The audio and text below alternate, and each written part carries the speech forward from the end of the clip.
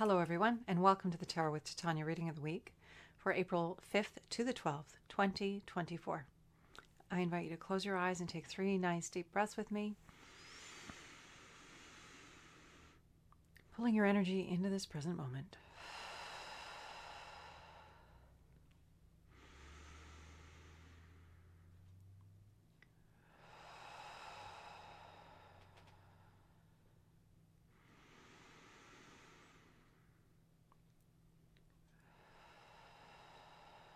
And on that third exhale, I invite you to imagine a tree root coming down out of the base of your spine, going down deep into Mother Earth and grounding you here and now in this present moment, knowing that this tree root is not only grounding you and anchoring you in this moment now, but it is also providing you with a conduit through which anything that no longer serves can easily pass down into Mother Earth and become compost for your new good growth. Creator, this is your daughter Titania, and I'm here with all of your children now and in the future doing the reading of the week for April 5th to the 12th, 2024. My intention is to be a clear channel for the information we most need to receive this week, and to provide this in a manner that we will easily and effortlessly hear, understand, and integrate for our personal and our collective highest and greatest good. I call upon my higher self, the higher selves of all listening, and an overlighting angel of communication to be present and facilitate this exchange, ensuring that it happens in the highest and best way possible, and that we cover all that is in our personal and our collective heart and mind at this time to our satisfaction in the window that we have together here today. I'd like to invite the 4 archangels to come and hold the 4 directions around us, creating a sacred container of clarity, of wisdom, of healing, of transformation, of love, of light, of peace, of joy. Whatever is uppermost in our hearts and minds, personally and collectively, may be held and recognized and acknowledged here in this circle for our good and the good of everyone we love, the good of our communities, and the good of this beautiful planet. And anything that doesn't match these intentions and frequencies is welcome to go now. Thank you, Raphael, for holding the east, Michael for holding the south, Gabriel for holding the west, and Uriel for holding the north. Thank you for this beautiful container encircling us across time and space, holding us all here together in common purpose. And with that, let's begin this week's reading, shall we? So there is a solar eclipse on the 8th this week. If you follow Pam Gregory, or if you don't, you might want to go check it out. She talks about what the energies of that mean for us. And I would recommend continued self-care, like I mentioned last week, getting enough rest, drinking enough water, getting outside enough, just grounding and connecting. Just help us weather all these incredible energies for our good. And so, Creator, what is it that we most need to know this week, personally and collectively, for our highest and greatest good, that we may navigate with grace and ease whatever is before us, and bring our best to life in wonderful ways, in service to life, increasing love and light on the planet, please. So what do we need to know, Creator, about all of this for our good? We're starting with the Tower, Major Arcana. The Tower in the position of the past, or that which we know and are familiar with, and it's relevant coming into the present, the future. So we know the energy of tear down, of destruction. Excuse me. The Tower has been hit by the lightning of truth and is brought down to its foundations because it was out of integrity. It's based on the story of the Tower of Babylon in the Bible. So this idea of things that were out of integrity, things, that's structures, that's relationships, that's anything that is not congruent with us right now, anything that is not in alignment with life, with purpose, with well-being, with goodness, with the collective highest and greatest good is falling away now. This is happening to us personally, and this is happening to us collectively.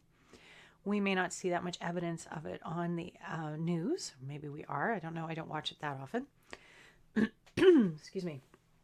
But the quality of this energy is that falling away to reveal a clean and clear foundation, that all that rubble has to be moved off That's part of the work, is to clean up the mess after the tower has fallen so that it can be rebuilt nice and clean and neat and tidy in a way that is aligned with our truth, with our alignment. It's congruent. It is harmonious with our path and our purpose. That's what the energy of the tower represents. And this is sitting in our recent past. We are continually going through a process of unraveling. The readings that I do for individuals on a regular, day-to-day basis, I see this energy up a lot. Relationships are ending. People are moving. They're ending careers. They're starting new ones. There's a lot of shifting energy and changing. And I mean, that's life, right? Life is always in a process of change and growth. But there's a deeper calling into our, what I call the yes, a deeper calling of us to live our truth, to live into all those aspects which raise our highest enthusiasm and which represent where life wants us, because that enthusiasm, that life force, that energy is life calling to more life through us. We have to go in the direction of our yes. We have a society that's not necessarily built on yes. And so those structures that no longer serve us are falling away. They may be going kicking and screaming, but they are falling away, and we are creating new ones. There's all kinds of things happening in the world on the sidelines and the margins. There are amazing individuals who are stepping up and creating the solutions that their yes is calling them towards. And those solutions are our solutions collectively. It's helping to shift our collective momentum. So when we see a card of this such sort of upheaval and destruction as well, because the kitchen has to be torn out before it can be renovated, right? The old kitchen, to take an analogy from another teacher. That's okay, because it's all for us. It's in service to us. And it may feel scary to have that kind of shakeup happening, but coming back to the understanding and the realization that all that is happening for us in the world, like I said, it's for us. It's for our good. It's for our evolution. It's for our service to life.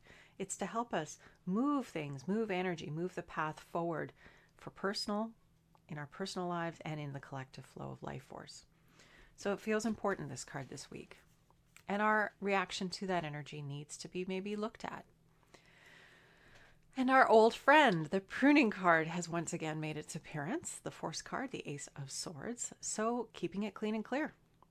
The tower has come down to its foundations. We must clear away the rubble. We have to get out from underneath the junk, the obstruction, the stuff. If that's mental, emotional, physical, we're getting clean and clear. When we are clean and clear, we are resilient, we are responsive, we can adjust and adapt easily and quickly, we are resilient.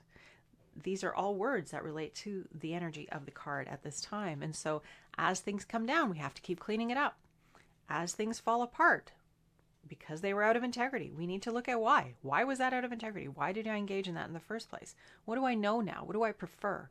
Cleaning it up, cleaning it up. As I said, physically as well. Get into your closets. It's spring in the Northern Hemisphere. It's a time to kind of get rid of stuff that we no longer need. Send it back into life. Send it back to a thrift center so that somebody else can benefit from it. Keep that energy circulating, but keeping it clean and neat so that we can be nimble and responsive. And, I talk about the tree of life a lot of this one, pruning the tree of life, the first thing you do as a gardener is you cut out all the dead, diseased, and crossing branches on the tree or the shrub that needs to be renovated, so that you can then assess the structure and say, okay, from this point, because those dead, diseased, and crossing branches are very clearly compromising the health of the plant. Once those are gone, you reassess the structure of the plant and you decide how will you prune judiciously for more light air to circulate in the plant so that it will produce more blooms, more fruit, whatever its purpose is. So this is us, tree of life. This keeps coming up and will continue to come up because that's what we're doing right now. We're cleaning things up. We're getting rid of the old. For so many of us, the ancestral line is ending with us. We are cleaning things up from all the generations that came before us. We're releasing that intergenerational accumulation of stuff, as well as emotional, psychological trauma, that kind of thing. There's a lot of work being done on the planet right now. Individuals doing this kind of intergenerational work because they don't want to pass it on anymore. this all ties into what we're seeing here with these cards. And then the near future. Well, I guess I should bring it up so you can have a better look at it. Defeat, 5 of Swords.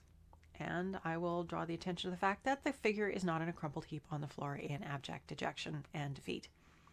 This individual is standing facing the obstacles. They don't look terribly energized, but there's still this standing on purified desire and love.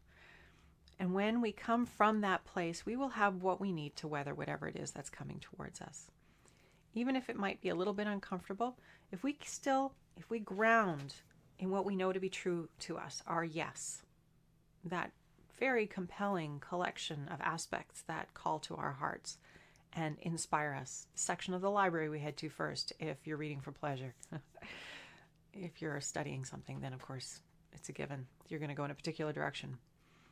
But essentially this quality of energy of coming back to what is helping us to open to love, what is helping us to open to more enthusiasm, what is helping us to open to more grace and ease and flow. And by being grounded in that energy, we have what we need to face any adversity that comes our way, because we are lined up with life, and life itself is fueling us. Life itself is nourishing us. Life itself is carrying us with its life force. We are all aspects of the life force, channels for it, if you want to call it that. We're in unique individual expressions of that beautiful life force energy. And our work is to line up with that to the best of our abilities. And then we flow with the river of life. We flow with that river of energy rather than against it in resistance. And as a result, everything becomes smoother because we are in flow rather than resistance. It's a big deal. Foundation card. Queen of Hearts. I seem to remember seeing her recently too. This is very, very feminine energy. In fact, last week I think we saw her. This very feminine energy, very maternal quality, intuitive, felt. This is an individual, because kings and queens represent aspects of ourself, both masculine and feminine, in the various suits.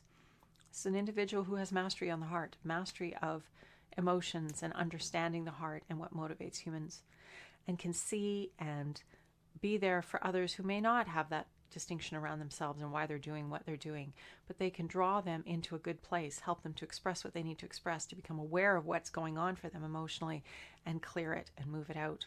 So it's so interesting because this is sitting in the foundation position. And so, we may want support and help as we're doing this work. I mean, we are moving towards a more feminine collective field of energy. That's the rise of the feminine on the planet at this time, this more collaborative, co-creative, fraternal, like, let's move forward together. Let's get things done together. Let's make sure it's working for everybody. Let's figure out what we need to do so that we can all thrive and rise and shine and be cared for. But bring our gifts, bring our best. That's all that feminine energy. And the foundation card is about that feminine energy. And in addition, it's like as we move through this stuff, we might need some support. We might need to be meeting up with someone who holds this field of energy and can hold us as we have our distinctions, as we have our cleaning up moments, as we clarify for ourselves who we are, coming back to our heart, coming back to our knowing, so that we can keep going in the world and do the work that we're here to do, grounded in clarity around what we're called to, who we are, what we're about. Because it's so much harder to knock somebody off their center when they know who they are. And it's what we're all here doing right now, is figuring out what's important to us. And what's important to me is not going to be what's important to you. But collectively, as a human field, we share things that are important to us. We want to have connection and family, however you define that. We want to make our contribution. We want to be bringing our gifts to the world and being seen for that and recognized for it, and know that our talents and abilities are adding to the collective good in wonderful ways. These are all things that we inherently as human beings want to do and have. And so we have that in common. And so even though we have differences, it's a good thing we have differences, because that helps us to expand the human field of awareness and possibility, helps us to affirm each other and see each other. Imagine how boring the world would be if we were all the same. So this is our energy for the week. It's kind of unsettled energy, and that's to be expected this week, especially because we have the solar eclipse, and we've been told by astrologers that the month of April is going to be a rather intense one. We also have ongoing solar flare activity, which is quite intense at this time. We're in a very intense solar cycle. So self-care is going to be important. So we could tie that back into this card. taking care of the self, nurturing those close to us, making sure, are you getting enough water? Are you getting enough rest? Are you getting enough fresh air? Are you getting enough movement? Really important for the body. And eating good food, making sure we're nourished, really nourished, that we're really giving ourselves what we need, because then when we take care of ourselves, we have what we need. Our cup is full and can run over into that of our families and our communities and those we love. We can make a bigger contribution because we are good. It starts with us. We have to move from the inside out. And to be able to do the good things that we need in the world, we have to be taking care of ourselves first, and then take care of those around us from a fuller space. Okay, so I think that's pretty clear. As I said, it's going to be intense. Keep breathing. Take those magnificent, magical breaths. Inspiration, back into the body. Come back to the body. The body is the compass. The body knows what's what. The mind gets knocked off center. We have these air signs, cards in the air suit. So just notice when you get ungrounded. Just notice when you start going off in your head and you start telling yourself stories or listening to other people's stories and noticing how unsettled perhaps you're becoming, ungrounded. Through the breath, coming back to the body, back to ground, back to here and now, and looking out into the world, seeing the beauty, seeing the good, and affirming it. Having that gratitude practice can be incredibly grounding as well as fueling the energy field for gratitude and appreciation, not only your own, but the collective field. Because as we know, when we are in appreciation and gratitude, life likes to send us more to be appreciative and grateful for. If we're looking for trouble, life will be happy to send us some. So where tension goes, energy flows. Let's be mindful of that this week while being aware of self-care, keeping ourselves nimble and light. We start getting off kilter, clean it up. Keep it clean and clear through the breath, in this present moment, back to the body, here and now. This is what's true. We don't know what's true in the outer world. We only know what's true from our inside-out experience. And we each have a unique way of looking at life. But like I said, what is our saving grace is humanity, is fundamentally we are all one. And even though we are just, definite little pieces of uniqueness of the collective field of energy, we share many, many things at our root. So we don't need to worry about things going off in too many random directions, because fundamentally we are all one and it's all serving us. And so with that, let's do the card to grow on for this week.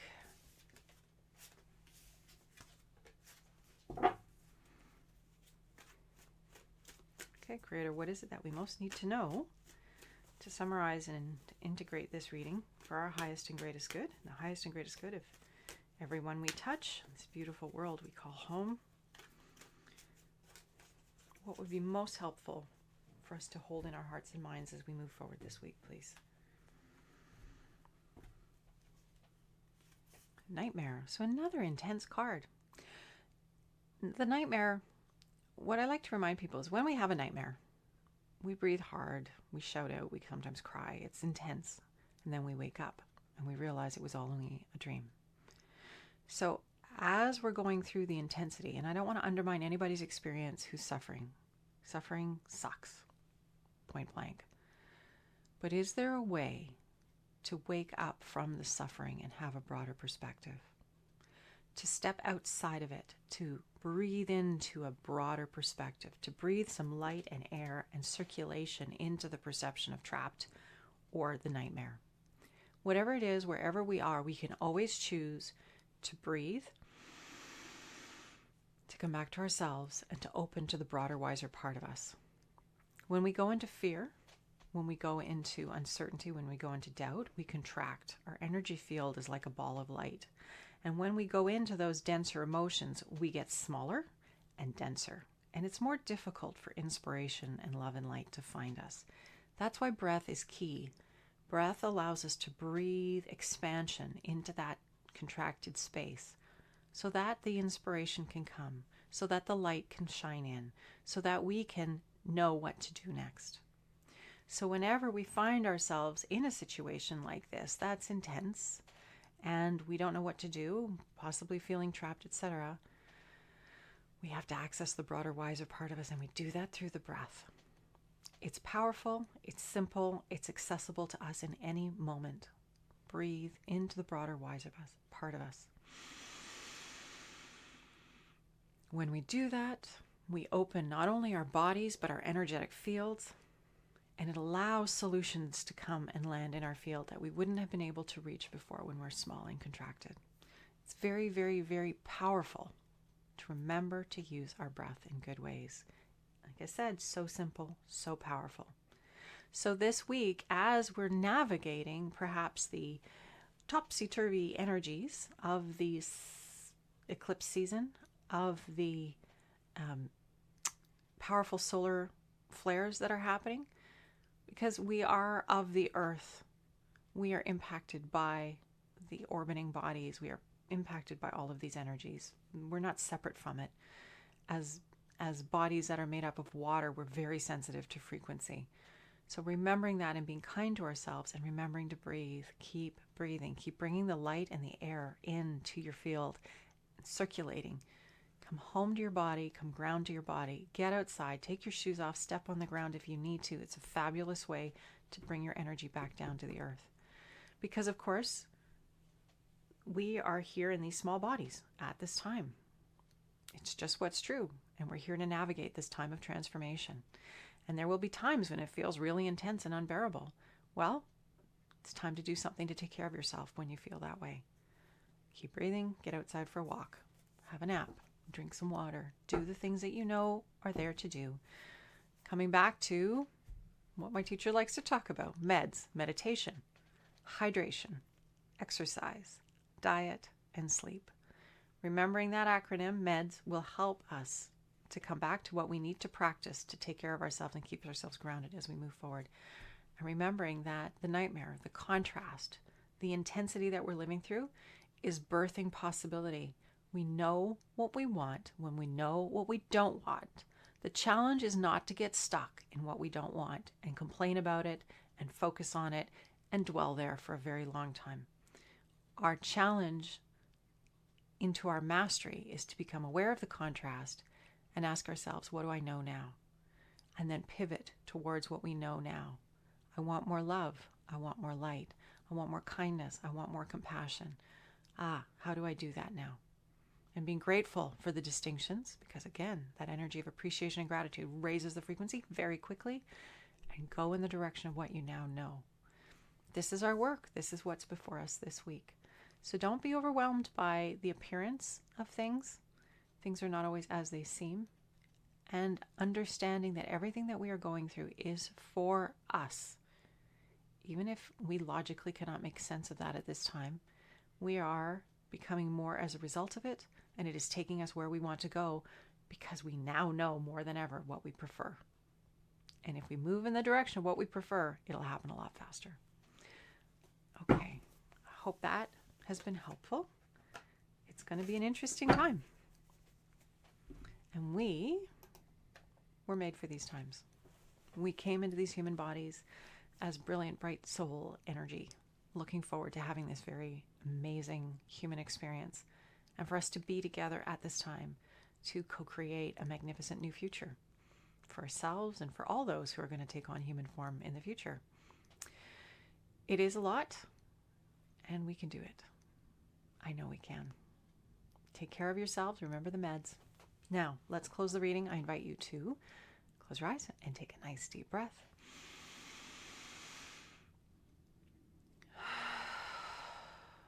And notice how good that is. Notice how simple and good and nourishing that breath is. Another one.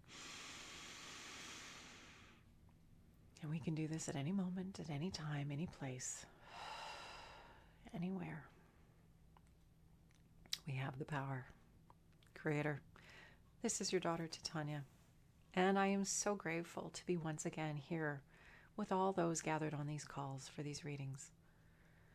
I am grateful to all the help that we are receiving from those in the unseen, all those who are rooting us on, all those who love us and care about us and are excited about where we are going. I am grateful for all that wisdom and information that's available to us when we remember to breathe and expand and open our energetic fields to more love and light. I'm grateful for the contrast at this time, for it helping us to refine what it is that we prefer, so that we can more clearly and powerfully move our lives and the collective field forward in wonderful ways for everyone's highest and greatest good, including this magnificent planet, our home, Mother Earth. I want to thank everyone who's been on this call. It is wonderful to gather with you every week, energetically, and pull through this energy together for our personal and collective highest and greatest good. I hope that these are in service to you. If they are, I hope that you'll consider sharing them with others who might be seeking some grounding and support and positive perspective at this time. Because there's a lot going on, but having a loftier perspective helps us to navigate it all and not get caught up in the three-dimensionality of it, remembering that we are bodies, yes, three-dimensional beings, yes, and so much more. We have many, many resources we can call on to navigate these times with ease and grace. And that's what these messages are all about, is reminding us of that. I look forward to seeing you again next Friday. A very happy eclipse to you. May it help you to distinguish all the good that you prefer, so that you and all of us can move more effortlessly towards this magnificent future we are co-creating. And with that, I wish you a happy week. I'll look forward to seeing you next week. Take care and bye for now.